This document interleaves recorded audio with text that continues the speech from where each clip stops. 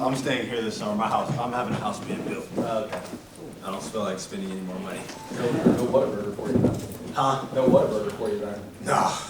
I'm going to San Antonio soon though, so Okay. I'll be able to You get should it. get a Whataburger built at your house. Nah, I don't like it that much. And I'll come by. I'll keep the lights on in that one. We'll just learn how to do the honey butter, Honey butter wherever they get it from, Yeah. and then I'll be good. I wouldn't need the store anymore. All right, we'll go ahead and start. Hey, Darren. You've had a couple of hours here to process. Just where are you at coming out of the series? How proud are you for just not only your own success here, but the success of your team throughout this season and through 7 games of crazy playoffs? I'm extremely proud of this group. I feel like we got better through the course of the year. Obviously, we struggled at the beginning, but and we had our struggles throughout the course of the year. But I think just as a team, we continued to grow and got better. I mean, it was a remarkable season for us, obviously, with where we have been in the past, especially like for myself individually. Just being a part of this organization, just seeing where we came from. This is a big step in the right direction. Darren, 2 for you. 1, how quickly do you think you'll get your finger operated on? Oh no, I don't have to get surgery. I actually got an X-ray right after the game yesterday for like our closing medical, and they say like 2 or 3 weeks it should be fully healed.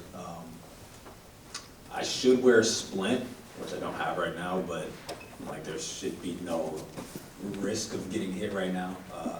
So I should be fine. 2 to 3 weeks, I should be good to go. And the second one for you, to do this season in front of Rasay and Rain, just especially courtside, just personally, what has that meant to you, and how much have they kind of maybe helped you in your development on the court? Oh, it's big. Just having, your family there every single game.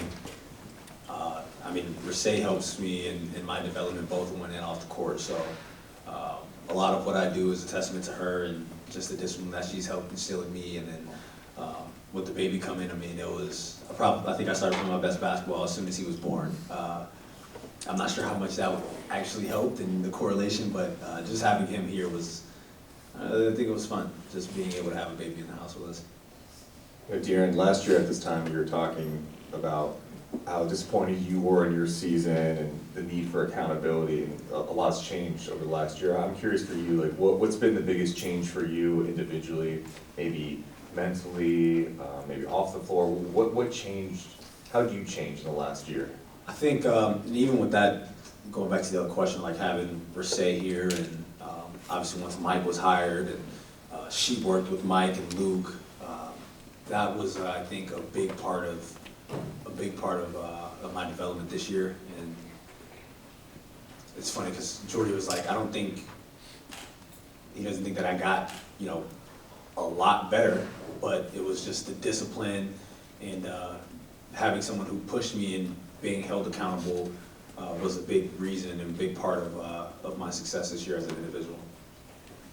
Deanna, what's your big takeaway from these 89 games, be it what you can do, what this team can do, anything, just what's your big takeaway from this past season? The biggest takeaway I think is just the consistency defensively that we need to have. I think we were better defensively in the playoffs than we had been throughout the course of the season. But I think if we were better throughout the course of the season, we might have been even better defensively coming into the playoffs. So I think just taking that away, knowing that we can be a better defensive team, and I think that we showed it some nights and we didn't show it other nights. I think that's my biggest takeaway. Obviously, what we did offensively was great, but I feel like, and obviously, that's just from being around Mike. The defensive side of the ball really takes precedent. De'Aaron, Mr. Green, Draymond Green has a lot to say in the last 18 hours or so, but one of the things that he did say, that he has respect for you, more respect for you, since he played in that series with you.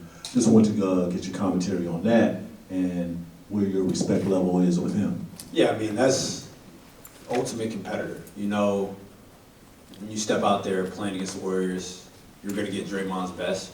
You're probably going to get hit by Draymond. You're going to get yelled at by Draymond. Like, it's going to be a lot. And, I mean, that's what he does. That's how he affects the games. You talk about players who you don't have to look at the stat sheet to know that they affected the game. He's one of those players. And, I mean, he helps them in a variety of ways and I don't know if it was 2 games, but I know one game for sure, I think he had 21 on like 8 for 10. So like, he affected the game in scoring that way, but most games he affects the game in other ways. And just a tremendous amount of respect for him, Steph, Clay, Jordan Poole. I met Jordan when he was, I think I was a freshman in college, he was a junior in high school. And just seeing how far a lot of guys have come. Like I said before, playing that team was a blessing and a curse. But just the amount of respect that I have for all of those players is, I have a lot of respect for them. And I'm glad that they were able to teach us that lesson. Dear, now that it's all over, can you kind of give us the real deal on the finger? How much that bugged you, and how much of a hindrance it was the rest of the series? I mean, it hurt a bit, but like I said before, the big part for me was just having the pad of my finger covered, and just not being able to feel the ball. But as far as pain, I was fine with the pain. Okay, and what is your assessment as you guys go into this off season of like what you guys have, where you're good at, what you feel like maybe you might need going forward now that you've taken these steps? I mean, that's not my job. But for us, we as a team just need to show that we can be more consistent. Obviously, the shooting was one thing throughout the playoffs, but as a team, I mean, throughout the season, like we feel like we shot fine. Everybody has their nights where they're not going to shoot well. But just as a team, like I said, defensively, we need to show more consistency on that end. You don't want to be one of the bottom 5 teams in defense throughout a season and then just expect it to turn around in the playoffs. Even though we were better defensively than the playoffs, that's not kind of what was expected. So we just need to show defensively that we can be a much better team. De'Aaron, the Warriors in 13 and 14 had playoff runs that they've talked about that sort of helped them get over the hump in 2015 and win that championship. And just, you guys being sort of a younger team and maybe in a similar stage to where those Warriors were in 13 and 14, what do you think you can take from this series against them that you could potentially apply towards taking that next step into contention? Yeah, this could be, like I said, this is just a building block. You want to be one of those teams who, like the Warriors, lost to, I think the Clippers was the last Western Conference team that they lost to. And then after that, like that kind of just started the dynasty. And like I said, just being able to, feel what the playoffs is like, you don't want to go downhill. We were able to play a team that just won a championship, push them to 7 games and kind of their experience. And to be quite frank, Steph showed us what it's like, what it takes to really get there. So you just want to take that and run with it. You want to apply everything that they were able to do to us physically, mentally, as far as not having so many defensive lapses, and you want to build off of that.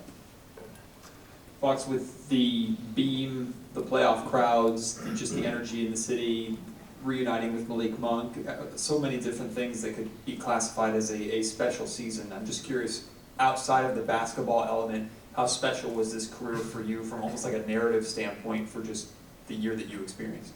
I think it was almost something out of a movie, just with my life coming together like that. I definitely think year 25 for me is probably the best year that I've had in my life.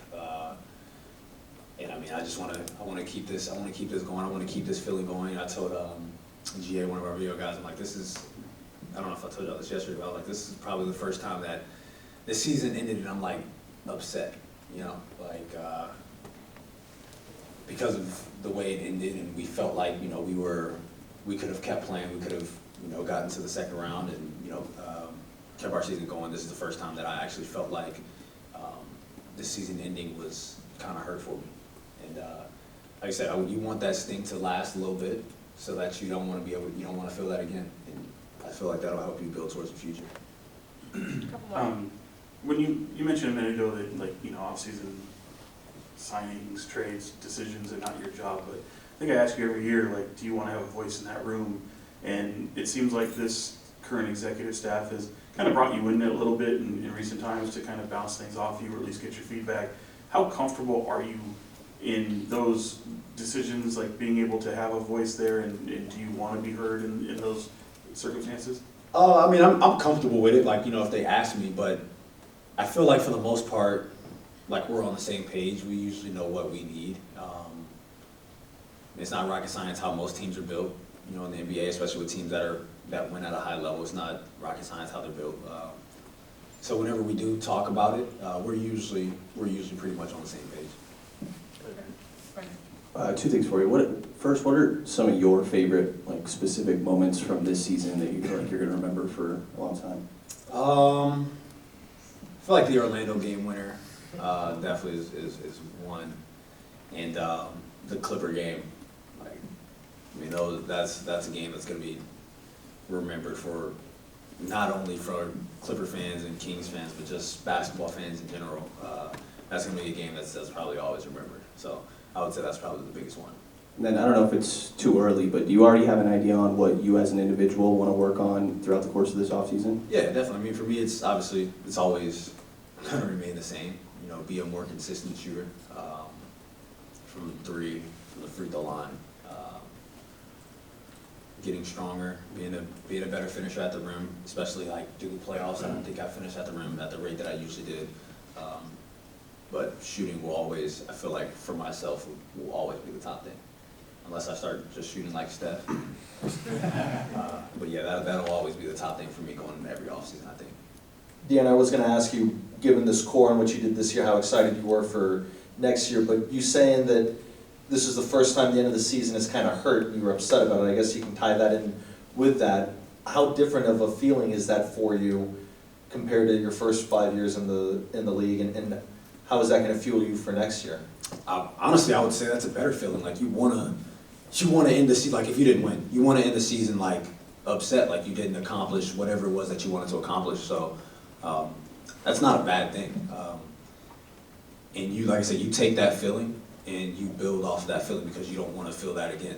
And obviously, you're probably going to feel it again. Like you're not going to win a championship every year, but I just feel like that helps you grow as a player. And if you have a lot of like-minded guys in the locker room, then that fuels you guys as a team. So, like I said, we just build off of this. We take what we learned throughout the season. You be better. You take what you learned from a team who was a championship level team.